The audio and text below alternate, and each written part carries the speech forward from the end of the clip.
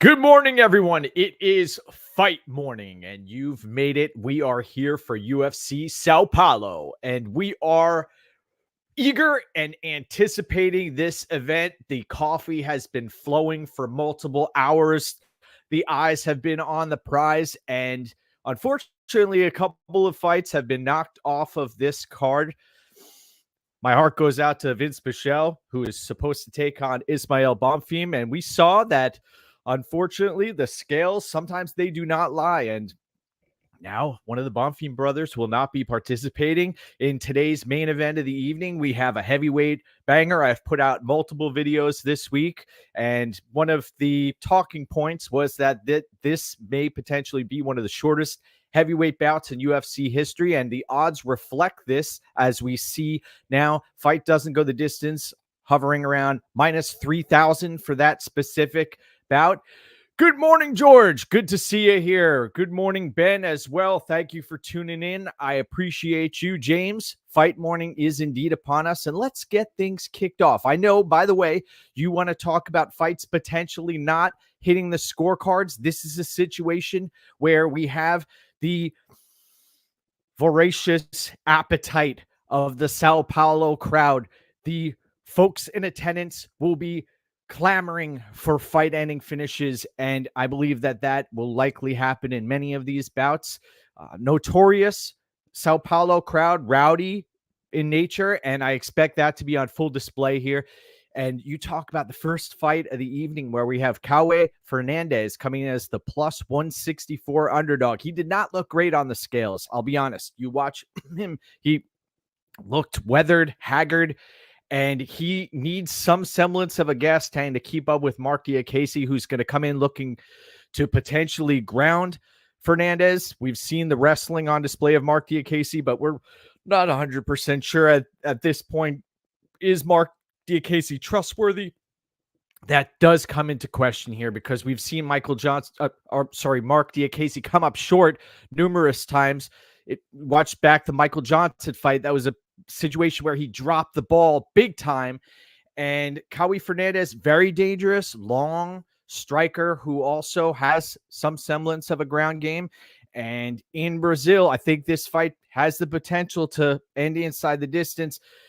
Diakese, you watch the stare down here. Both of these fighters, very intense. I believe that this fight has the potential to finish. I'll be picking Mark Diakese. Congrats to those who got in on Diakese in the minus 120s or minus 130s. This comes back to me just not trusting Diakese. I have seen him drop the ball many, many, many times in the past.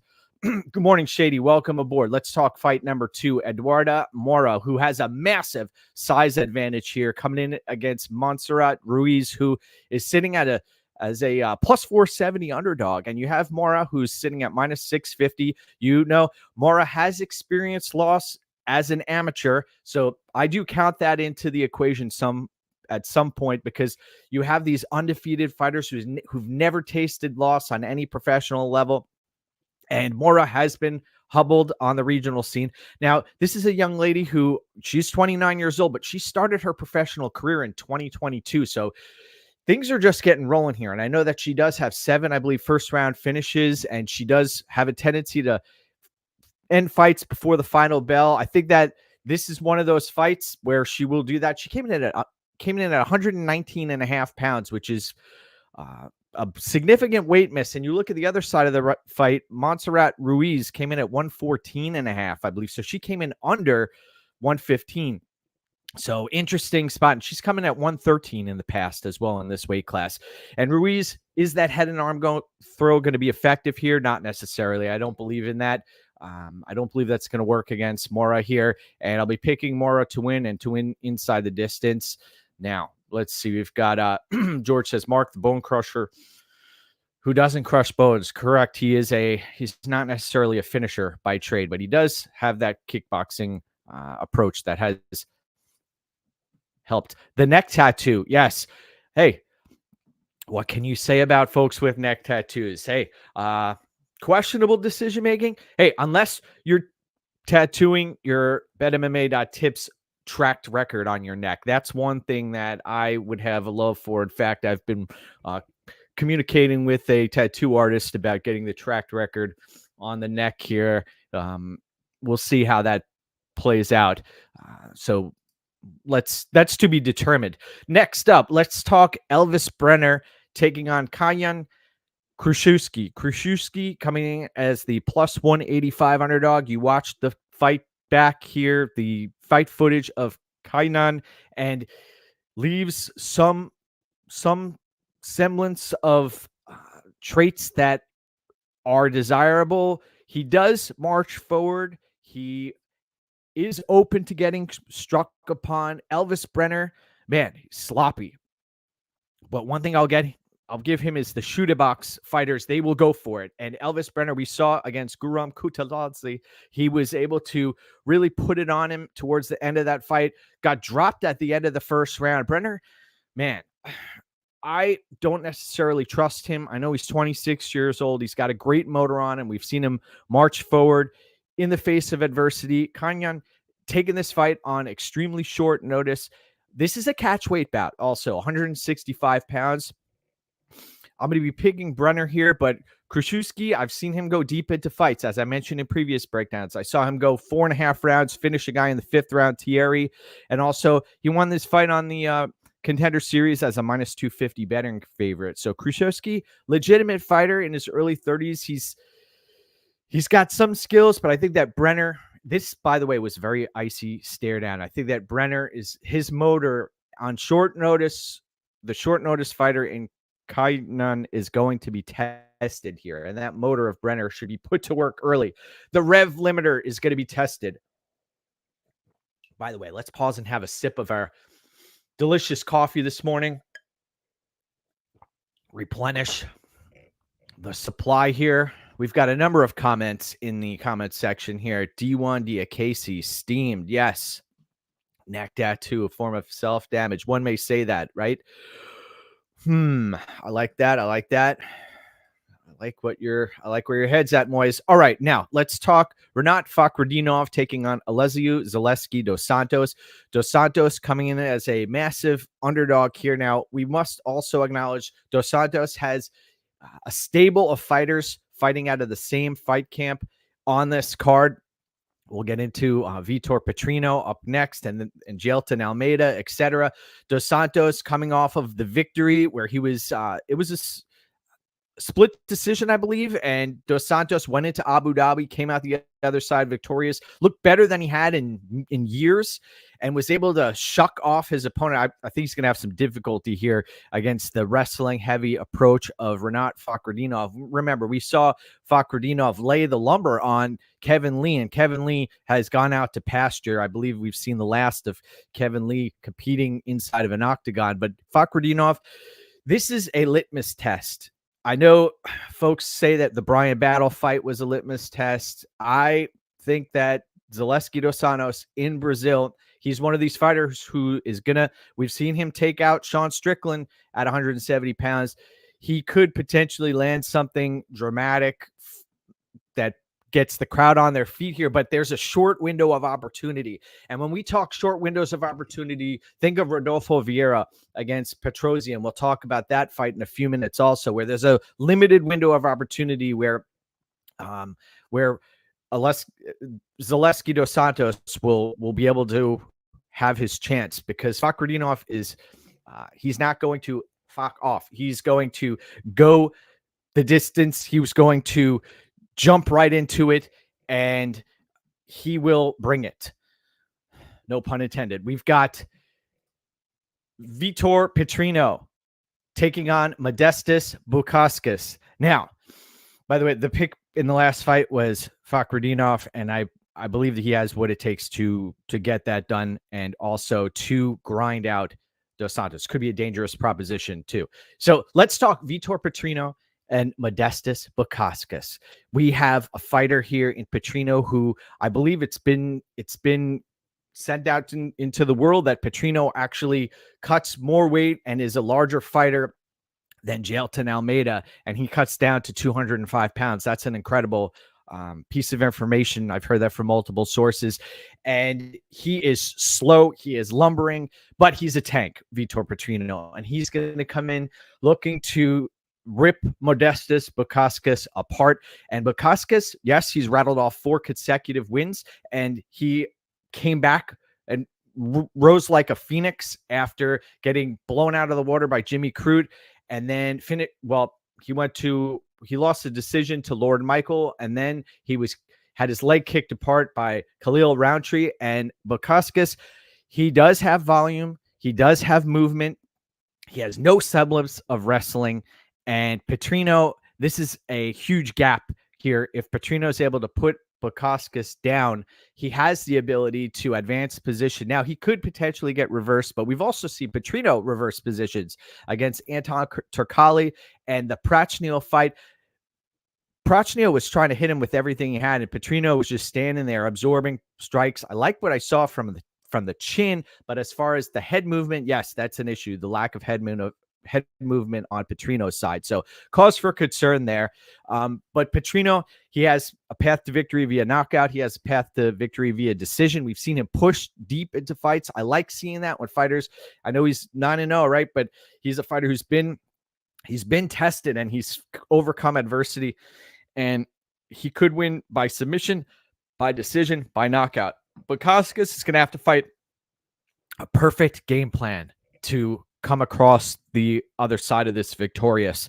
And it is possible, but I don't like Bukauskas and the way he approached the Pauga fight. He got dropped by Pauga early, and I've mentioned this multiple times. Pauga was the live betting favorite with less than a minute to go in the 3rd round of the fight. And Zach Pauga, put that in perspective, was the live betting favorite there.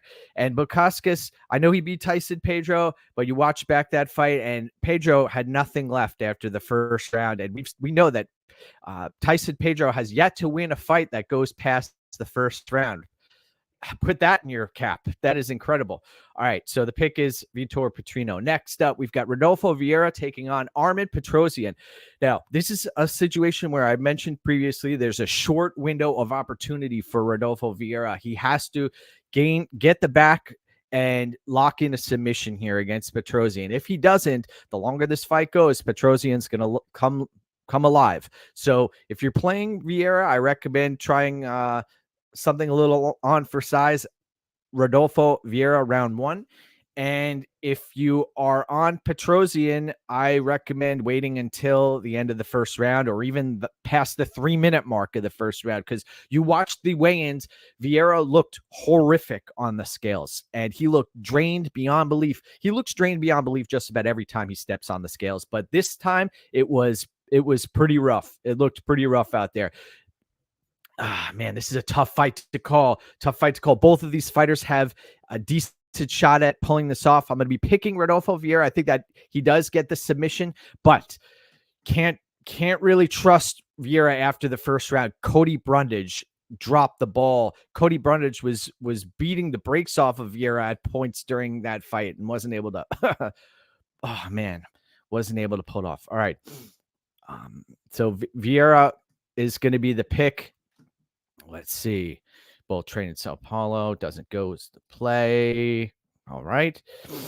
Fakradinov sticks to the meat and taters. Yeah, he's got to stick to his wrestling.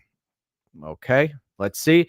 Now, so Vieira via submission is going to be the pick, but I'm going to be playing live Petrosyan after round 1. I believe that is a much better option.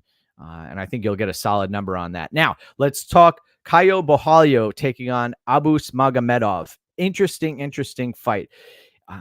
Caio Borralho, this is something that also jumps off the page. A lot of folks saying Borralho's undersized here, that Magomedov is going to have a huge advantage from the striking perspective. I could see that, but as far as size goes and height and the ability to change levels and the gas tank and the fight IQ, that's on the side of Caio Borralho. Abus Magomedov, very dangerous early. Very dangerous. Caio Borralho is going to have to mind his P's and Q's, closing distance early. I'll be picking Caio Borralho to win this fight. And people think that Abus Magomedov is going to come out here and steamroll Caio Borralho on home turf here for Bahalio. I don't necessarily see that happening. I think that Bahalio is the fighter with a higher ceiling here. I know Magomedov has 25 wins under his belt, but you also have to consider where he got those wins, and also the level of testing that's done here. The litmus test also, as far as competition, is put into play here. We saw Sean Strickland stand right in front of Abus Magomedov, walk him down, and just torch him after about the 4-minute mark or so of that bout. I'll be picking Caio Bahalio to win, and I think that the wrestling, especially the longer this fight goes, is going to be a big difference maker for Caio Bahalio. He's a very talented fighter, and also folks who are pointing out Abus Magomedov having a huge size advantage here, not the case whatsoever. Now, we've got some other comments in the section here. All right. Shady likes Petrosian at 105. I'm waiting on a live play in that bout. Now, heavyweight rematch. Rodrigo Nascimento taking on Don'Tale Mayes. Don'Tale Mayes coming in as the plus 164 underdog. And what do you have to say about Don'Tale Mayes? Athletic, can throw power into his strikes, but one of the worst in-fight decision makers the heavyweight division has seen. And Rodrigo Nascimento, not athletic whatsoever, doesn't have a great gas tank. Tanner Boser was having his moments against Nascimento. Nascimento can grapple, and he locked up a submission the first time these two fighters tangled. And I expect that to happen again here. This rematch didn't necessarily need to happen, but the pick's going to be Rodrigo Nascimento, and I have no action on this bout. I think it could go a few different ways, and Mayes, he can crack. That's one thing I'll say about him. But give me Nascimento. Now, we've got co-main event of the evening, Gabriel Bonfim at minus 600 taking on Nicholas Doby. Nicholas Doby looks solid on the scales. He's coming very close to his 39th birthday.